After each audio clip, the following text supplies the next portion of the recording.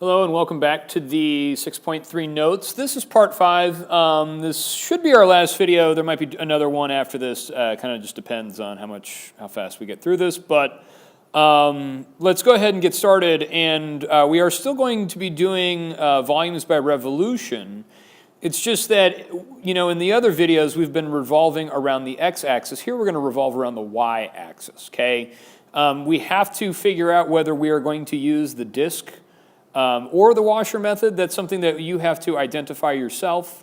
And the same thing is true, okay, with the formulas, all right, for either using the washer method or the disk method. So let's go ahead and take a look at this example right here of this region here bounded by the equation x equals tangent of y and the line x equals 1 and the x-axis. And what we're going to do is we're going to revolve this around the y-axis. So when we do that revolution about the y-axis, things do change a little bit, okay? So I am going to revolve this around the y-axis and show that. The next thing I want to do is to identify my slice. Now, our slice is always going to be perpendicular to our axis of revolution. And so let's write that, okay, that our slice here, is perpendicular to axis of revolution. Okay, and our slice is kind of similar to our radius, but I do also want to come in here and say that this is the thickness of this slice is in dy. Okay, so it is important that we do label what variable we are using here, and so we will have to integrate this with respect to y. Now, I do want to show you an animation of what this will kind of look like. It's not terribly perfect, but it will do the job. So I want to show you guys that when we revolve this around the y-axis, I'm going to select that surface, and instead of the x-axis, we're going to revolve around the y-axis here. And so we end up getting this, cylinder with a cone taken out of it. And that is our shape. And so you can kind of see that it is a cylinder kind of on all sides except for the cone that's being taken out. So that is the figure that we are going to be finding the volume of. So let's go ahead and go back over here and label what we've got. So first thing I want to do is draw in my big radius. So remember, our big radius is the distance from our axis of revolution to our furthest function, okay? Now, I'm going to call this r of y, okay? And then let's go ahead and calculate the inside radius, or the little radius, and that's the distance from our axis of revolution to our closest function. And so I'm going to call this little r of y, okay? So big R of y is equal to 1. Okay, that radius doesn't change. The distance from here to here doesn't change. But then our little radius, r of y, is equal to tangent of y. Okay, so tangent of y. All right, so now, one thing we could also do here while we're doing this is actually sketch in that that washer, okay, and I kind of like to do that just so I kind of have an idea of what we look like, and so that we actually do get a washer. Sometimes it's good to do that in case, to determine whether you should use the washer or the disk method. So that's just not a bad idea to do that. So let's go ahead and write out our integral. Now, I do want to note that our bounds of integration have changed. When we do this with respect to y, remember, we want to make sure that we are integrating with respect to y, so we want to make sure that we're talking about y values. So our volume, then, is the integral from 0 to pi over 4, okay? And then I do pi, I make my big parenthesis, my big radius squared, okay, minus my little radius squared, close my parenthesis, and then dy. So I need to figure out what I'm going to put into this big radius, and that's just going to be 1. And then my little radius is just tangent of y, okay? And that's all we need to do, okay? Then we'd plug it into our calculator and evaluate it, and that's what we've got. So sometimes we will do these by hand, but for right now, I just want to set them up. Let's go ahead and take a look at this next problem. And number 48 says, the region in the first quadrant bounded on the left by the circle x squared plus y squared equals 3, on the right by the line x equals the square root of 3, and above by the line y equals the square root of 3. So let's go through this and just draw a picture of a circle. And if I want to get an equation for this circle, let me solve this equation for x. And so let's go ahead and solve this equation for x, and we're going to get y squared is equal to 3 minus x squared. And if I take the square root, I'm going to get plus or minus the square root of 3 minus x squared. Now, the issue is that this graph actually hits the line at the x value square root of 3, okay, and the y-axis at the square root of 3, because my radius here is equal to the square root of 3, okay? Remember, the equation for a circle is x squared plus y squared is equal to your radius squared, and so radius squared is 3, so then our radius is the square root of 3. So I'm going to draw a little quarter of a circle, okay? I have the line y equals the square root of 3, okay, and the line x equals the square root of 3. All right, so this is the region that we are going to rotate around the x-axis. And so let me kind of just come in here. We're going to rotate it around the y-axis here. And so if I'm rotating around the y-axis, I want to draw on my slice that's perpendicular to the y-axis, okay? And so from there, let's draw in our slice, our washer. And so I'm going to kind of draw this go around like that, and my washer to go around like this, and then the back side of it, oops, and like that, okay? So there's our washer. I am going to draw in my big radius. And remember, that is the distance from the axis of revolution to the furthest function. Okay, and I'm going to call that big R of y. And then I need to draw in my little radius, which is from the axis of revolution to the closest function, and that is little r of y. Okay, so I just want to write out what those are. So I know that big R of y is equal to the square root of 3. Okay, and then little r of y is equal to, and this is positive, so we've got positive square root of 3 minus y squared, okay?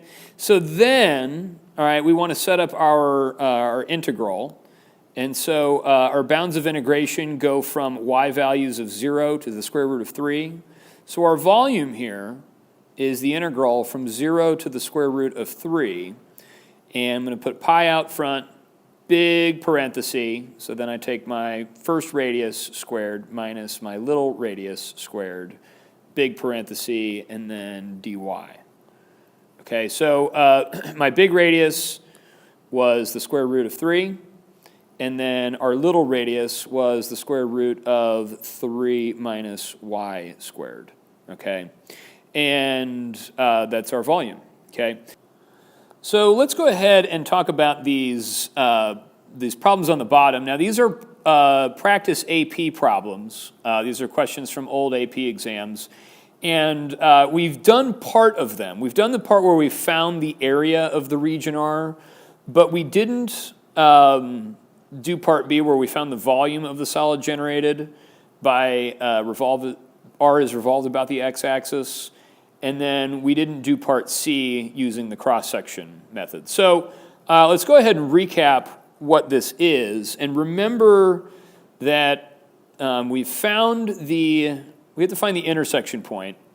And remember that we had to do this on the calculator, and we had to store the x value as a, and that's something that we did in class. And so I just remember what we did in class, just setting it up and evaluating it. But let's go ahead and draw in our slice here to find that area of R. And so I'm going to label that width as dx. And so for part A, all right, the area of region R was equal to the integral from 0 to a of our top function, which was e to the negative x squared, minus our bottom function, which is the whole quantity, 1 minus cosine of x, and then that quantity dx, okay?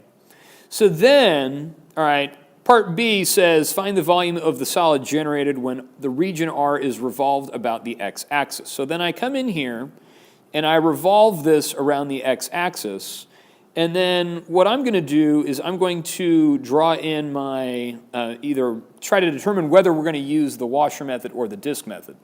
Now what I notice is that this graph does not touch our axis of revolution over the entire interval. So what we would have to do is we'd have to actually use the washer method, and we would get something like this, all right. And we'd have the space taken out, and you can tell that we're going to use the washer method. So with the washer method for part B, we want to identify our big radius. So our big radius is the distance from the top function to the axis of revolution. I'm going to call that r of x, okay? And then the little radius is the bottom function to our axis of revolution, okay? And so we'll call that little r of x, okay? So over here I'm going to write that out. I'm going to say big R of x is equal to e to the negative x squared. That's that distance from this function down to our axis of revolution. And then our little radius, little r of x, is the distance from this function to the axis of revolution. So that's just 1 minus 1 minus cosine of x. Okay, so then our bounds of integration go from a to b, or not a to b, 0 to a. And so let's write this out, and let's say that our volume is equal to the integral from 0 to a of pi, big quantity, and then our first radius squared minus our little radius squared, and quantity, then dx. So our big radius, just going to put e to the negative x squared here. Okay, and then our little radius is just 1 minus cosine of x. Okay, and that's what goes there. And that's our answer. Okay, you'd plug that into your calculator and get a value for that. Okay, but let's go ahead and take a look at part C. And part C is a little bit different. Part C asks us, the region R is the base of a solid. For this solid, each cross-section perpendicular to the x-axis is a square. Find the volume of the solid. So what I want to do, remember, we want to come up with a formula for the area of that cross-section. And the area that we're dealing with is the formula for square. So I know that that's just the side length squared, okay? And so I come up here, and I want to find that length here, and we'll call that length S. And so to come up with that length S, I want to do top minus bottom. So my length S is going to be my top function, which is e to the negative x squared, minus our bottom function, which is 1 minus cosine of x, okay, in that quantity. So then I want to come up with an area function. So area in terms of x is equal to the quantity, e to the negative x squared, minus the quantity 1 minus cosine of x, okay, that whole quantity, that big thing, squared. So we do need a lot of parentheses in there. And then in order to find our volume, okay, we just integrate from 0 to a of that entire area function, so e to the negative x squared minus the quantity, 1 minus cosine of x, that quantity, n quantity squared dx, okay? So we just need to remember the formulas and remember how to do it. It's really more of a process, but there is some visualization that does need to happen. Let's go ahead and take a look at this next one. and it says that let region R be bounded by the y-axis here, the graphs of x cubed over 1 plus x squared, that's this graph here, and the line y minus 2x is right here, as shown in the figure above. So let's go ahead and find the area of these two functions. So let's go ahead and just call this intersection here intersection of A, okay, B. I'm not sure what they are right now. That's something that we would, do on our calculator. And so let's go ahead and just, draw in a slice here, okay, from one function to the next for region R. And so for part A, the area of that, and let me do that in black, the area is equal to the integral from 0 to A of our top function, okay, which is the line, which is 4 minus 2x. So 4 minus 2x minus our bottom function, which is this one right here, which is x cubed over 1 plus x squared. So x cubed over 1 plus x squared, and then dx. And that would give us our area, okay? You'd plug this into the calculator and evaluate, okay? And then it says that we want to find the volume of the solid generated when R is revolved about the x-axis. So I'm going to come over here, say that we're going to revolve that around the x-axis. My slice is perpendicular to my axis of revolution, okay? Now, let me draw out one of these discs, and we are going to end up getting a washer out of this, so we do need the washer method, okay? So let's go ahead. I'm going to draw in my big radius. And so here's big R of x. Okay. Let me draw in my little radius. And that's little r of x. Okay. And let's write those out. Let's write out what those are. So for part B, big R of x is the line 4 minus 2x. Okay. And then my little r of x is x cubed over 1 plus x squared, okay? So then what we want to do is we want to set up our integral for our volume. And so volume is equal to the integral from 0 to A of pi times our big radius squared minus our little radius squared n quantity dx. Okay, so we plug in 4 minus 2x into our big radius, x cubed over 1 plus x squared into our little radius, and that's it, and we would evaluate and go that route. So let's go ahead and do part C. Part C is a cross-section method. So region R is the base of a solid. For this solid, each cross-section perpendicular to the x-axis is a square. Find the volume of the solid. So it's similar to the last one we just did. And I'm going to come in here and say that our cross-section, the square, is this side length here, S. So for part C, okay, I would know that my area is equal to S squared, okay? So we need to find that length S, okay, this length here between these two functions. So that length S is going to be the top function, which is 4 minus 2x minus our bottom function, which is x cubed over 1 plus x squared, okay? And so then what I'd want to do is set up my area function. So A of x is equal to the quantity, 4 minus 2x minus x cubed over 1 plus x squared, this quantity squared, okay? And then we would plug that into an integral function to find our volume. And we'd integrate from 0 to A of that area function, which is 4 minus 2x minus x cubed over 1 plus x squared, that whole quantity squared dx.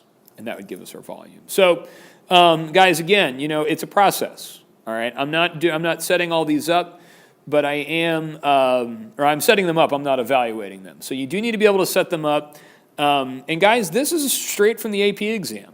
And it didn't take me very long to do that if you know what you're doing. Granted, you would need to plug all these into your calculator and evaluate, and we'll go over more of that in class. So I hope you enjoyed this video. I know it's kind of long, but we will see you soon, and party on, Wayne.